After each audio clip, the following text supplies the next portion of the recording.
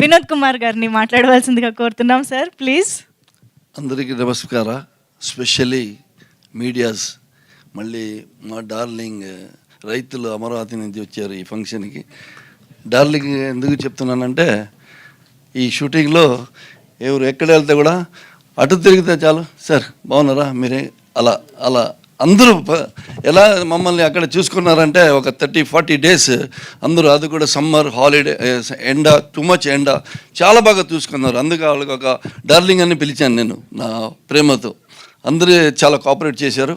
అలాగే నేను రాజధాని ఫైల్స్, దీని ముందు ఒక రాజధాని కోడి రామేశ్వర గారి డైరెక్షన్లో కూడా చేశాను. అందులో యమున గారు నాతో యాక్ట్ చేశారు. అలాగే ఇప్పుడు రాజధాని ఫైల్స్ కూడా నా భాగ్యకే వచ్చింది. ఇది ఒక పిక్చర్. ఇప్పుడు డైరెక్టర్ గారు స్టోరీ చెప్పినప్పుడు నేను కూడా భయపడ్డాను, ఇద్దరు హీరోస్ రిజెక్ట్ చేశారు, మీరు ఎలా చేశారని. నాకు ఆ స్టోరీ తెలుస్తుంటే నేను కూడా అప్పుడు ఆలోచన చేసేవాడేమో. కానీ నా బెస్ట్ ఫ్రెండ్ రవిశంకర్ గారు, ఇప్పటి నుంచి కాదు, ఎప్పటి నుంచో 90s నుంచి మేము ఇద్దరు ఫ్రెండ్స్. మార్నింగ్ వాకింగ్ కానీ అన్నీ. Is all well wisher also, my well wisher also.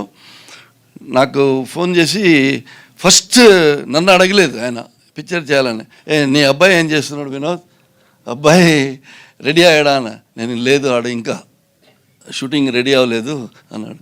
కొన్ని రోజుల తర్వాత మళ్ళీ గ్యాప్లో 1 month గ్యాప్ తర్వాత, వినోద్ ఎక్కడ ఉన్నావు, నువ్వు హైదరాబాద్ ఎప్పుడు వస్తావు అని అడిగారు. నేను పలానా వస్తున్నాను కలు అని. నాకు స్టోరీ చెప్పలేదు, ఏం లేదు, మనం ఈ పిక్చర్ చేస్తున్నాం అంటే, ఎస్ మన పిక్చర్ చేస్తున్నాం అని. నేను అలా భానుగారితో ఒక లైన్ ఇలాగే, this is not a movie of political movie, ఇది ఒక రైతుల బాధ, దానికి ఎలా సమాధానం చెప్పాలి. మనం ఒక మంచి ఇల్లు కడతాం మంచి ఆశతో, ఆ ఇల్లు అలాగే పగిలిపోయింది అనుకోండి, మనకి ఎంత బాధ అవుతుంది. అలాగే రైతులు కూడా వాళ్ళు ఇచ్చిన భూమి ఏమి ఉపయోగం లేకుండా పోయింది, దాంతో వాళ్ళకి ఎంత ప్రాబ్లం వచ్చింది, ఆ ప్రాబ్లం ఎలా సాల్వ్ అవ్వాలి, దానికి ఎలా పొలిటికల్ ఇన్వాల్వ్ అయింది, అదంతా ఈ స్టోరీలో.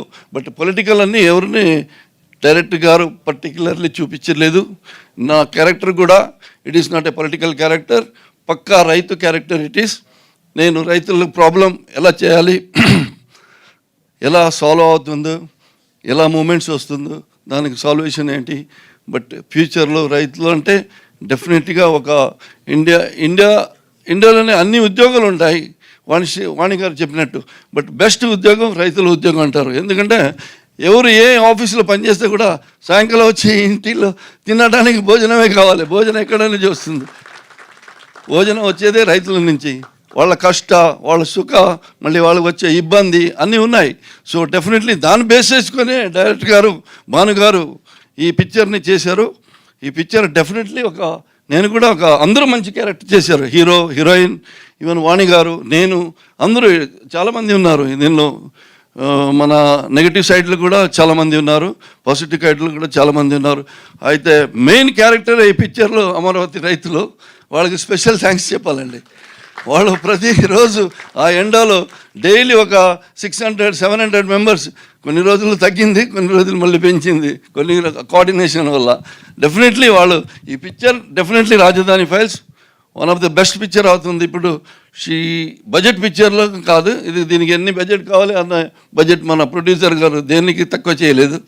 నేను 40 days ప్రొడ్యూసర్ పక్కనే పడుకున్నాను, అదొక నాకు ఇబ్బంది. పొద్దునే 7 గంటలే రెడీ బాస్, వెళ్దాం బాస్, ఇది మేము కొంచెం రిలాక్స్గా వద్దామంటే వెళ్దాం, ఒకే కారు మాకు 40 days ఒకే కారు. సో ఎంజాయ్ చేశాను. Really I enjoyed shooting in Amaravati. I look forward to shoot again in Vijayawada, Amaravati, ఆ బెల్ట్లో. ఈ పిక్చర్కి అందరూ సపోర్ట్ ఇవ్వాలి, ఎస్పెషల్లీ మీడియా వాళ్ళు. Because don't conclude this movie is a political movie. No, it is not a political movie at all. This is a content based story. Definitely a new director given this best shots. ఆయన పాప లాస్ట్లో only voice పోయిందండి director గారికి. ఏమో dialogue చెప్తే కూడా అది వాయిసే లేదు. అలా 40 days అలా అయిపోయారు పాప. ఆయన పడే కష్టానికి, ప్రొడ్యూసర్ చేసిన ఈ ప్రయత్నానికి దేవుడు డెఫినెట్లీ మంచి సక్సెస్ ఇస్తాడు, డెఫినెట్లీ ఇస్తారు గ్యారంటీగా. అలాగే మాకు కూడా ఒక మంచి పిక్చర్ చేసిన ఒక ఇది ఉంటుంది. నేను డైరెక్టర్ గారి గురించి కూడా చెప్పను, ప్రొడ్యూసర్ గారికి కూడా చెప్పను, ఈవెన్ కెమెరామ్యాన్, టెక్నీషియన్ ఎవరి గురించి కూడా చెప్పను. ఎందుకంటే అందరూ డైరెక్టరే మొత్తం చెప్పేశారు. సో ఇంకా బోర్ కొట్టడం బాగదు. డెఫినెట్లీ మీ సపోర్టు ఈ పిక్చర్కి ఉండాలి, ఎస్పెషల్లీ మీడియా సపోర్ట్ ఉండాలి.